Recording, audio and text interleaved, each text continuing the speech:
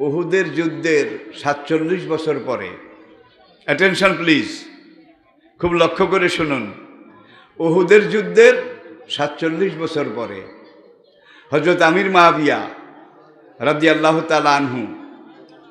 তখন লোহিত সাগরের পশ্চিম পাড়, আফ্রিকা মহাদেশের অর্ধেক ইসলামের আওতায়, পুরা মধ্যপ্রাচ্য পুরা ইসলামের আওতায়। মুআবিয়া রাদিয়াল্লাহু তাআলা আনহু উহুদের যুদ্ধের ৪৭ বছর পরে মদিনাতে পানির অভাব,